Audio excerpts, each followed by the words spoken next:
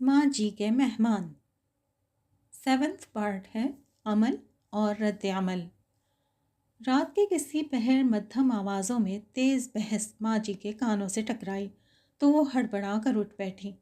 आवाज़ें मेहमानों के कमरे से आ रही थीं, लेकिन इतनी ऊंची हरगिज़ ना थीं कि बीच बचाव किया जाता। वो सोचने लगी कि ऐसा क्या हुआ होगा।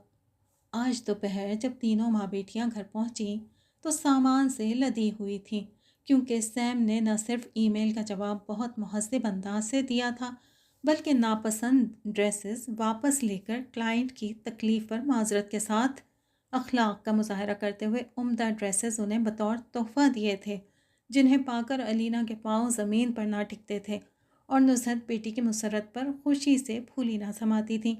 अलबत्ता अलीशा कदरे खामोश और बुझी बुझी सी लगी तो थी, मगर तीनों ने ही गिफ्ट्स दिखाते हुए रद्द अमल में झगड़े की जगह बातचीत से मामला निपटाए जाने को बहुत ज़्यादा सराहा था। अलीशा को सुस्त देखकर शाम तक माँ जी को दो एक बार तो ये वसवसा भी गुजरा कि कहीं नबील ने तो उनसे बात करने के बाद, मगर उन्होंने उसे झटक कर अपने गुमान और दुआ में मज़ीद बेहतरी की। उन्हें आज अलीशा की नमाज़ें भी और दिनों की निस्बत तवील लगी थीं।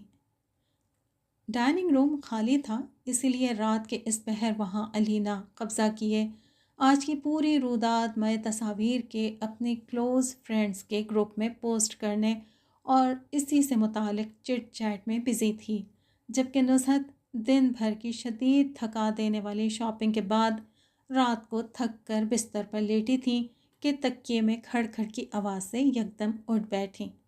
गिलाफ में हाथ डाला तो एक लिफाफा मिला, जिसे उन्होंने ममता भरी मुस्कुराहट के साथ बाहर खींच निकाला कि दोनों बेटियों में से किसी की जानिब से आज की ख़रीदारी पर थैंक्स का नोट होगा या बिल शेयरिंग के लिए रकम, मगर इसमें एक ख़त था, अलीशा की तरफ से इंतहाई शाकी किस्म का ख़त, जो इस वक्त कमरे में मौजूद ना थी। सब घर वाले जब सोने के लिए गए तब तक अलीशा ने इशा की नमाज मुकम्मल नहीं पढ़ी थी। नुसरत के वहम गुमान में भी न था कि एक दिन उनकी बेटी इतने संगीन इल्ज़ामात के साथ उन्हें यूं इंसाफ के कटहरे में ला खड़ा करेगी। वो ज़रा सी देर में कई बार अनगिनत आंसुओं के साथ इस ख़त में दर्ज इल्ज़ामात को पढ़ चुकी थी। उनका दिल इस बात पर कतई आमादा ना था कि इन सब को कबूल करके वो अपनी निगाहों में मुजरिम बन जाएं और बाकी उम्र इसकी सज़ा में गुजार दें। फिर कुछ हकीकत और कुछ अलीशा की नफ्सियाती कैफियत को समझने की गरज से उन्होंने दोबारा पढ़ना शुरू किया। उसने लिखा था, मम्मा, बहस और बदतमीज़ी से बचने का मुझे यही एक तरीक़ा सुझाई दिया, क्योंकि बहुत सी बातें अब मज़ीद दिल में भी नहीं रख पा रही और आपकी गिरती सेहत देखते हुए मेरा दिल करता है कि कुछ बातों को जानकर और समझकर हम सबको इस्तग़फ़ार करनी चाहिए। मम्मा, जितनी बार आपसे घरेलू मसाइल पर बात की, आपका जवाब दो टोक ही रहा कि नबील बदतमीज़ आदमी है और ये कभी ठीक ना होंगे। आपसे गलती हो गई मेरी शादी उस घर में करवा कर।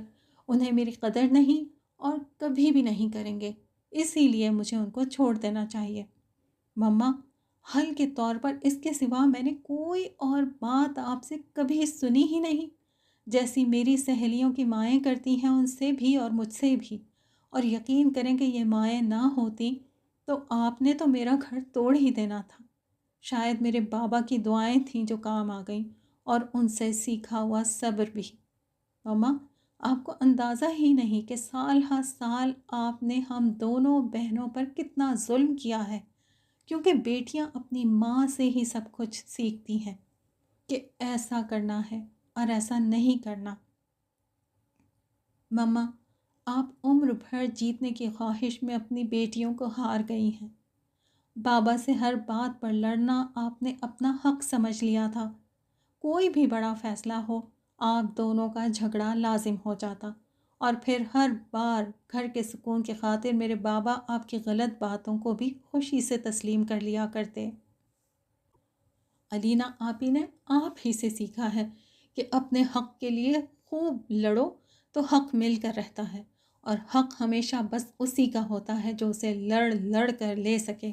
جبکہ میرے لاشعور میں یہ بات پختہ ہوتی گئی کہ میں اس طرح کبھی بھی لڑ بھیڑ کر اپنے گھر کا ماحول خراب نہیں کروں گی، جس کا نقصان یہ ہوا کہ میں اپنے جائز حق کے لیے بھی کسی سے نہیں کچھ کہہ پاتی۔ کیا مائیں ایسی ہوتی ہیں جو اتنی قربانی بھی نہ دے سکیں کہ کم سے کم اپنے بچوں کے سامنے نہ لڑیں؟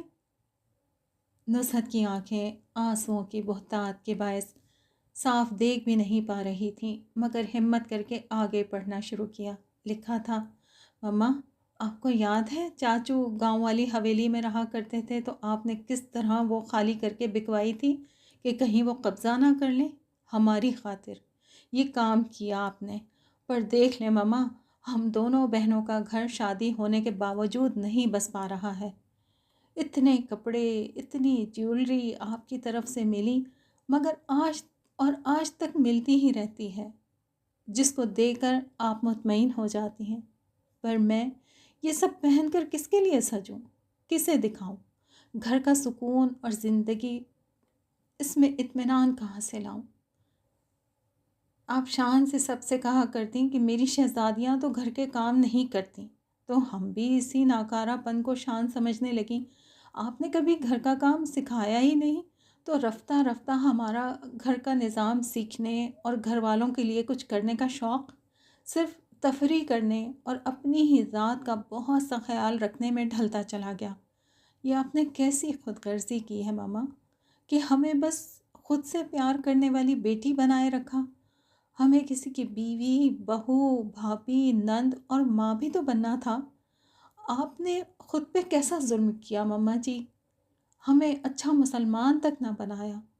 ہم کس طرح آپ کا صدقہ جاریہ بن سکیں گے؟ کیا ہماری جیسی بیٹیوں کو بہانے سے بھی جنت مل جاتی ہے، اور وہ دنیا میں جو اپنے گھر کو جنت نہ بنا سکیں؟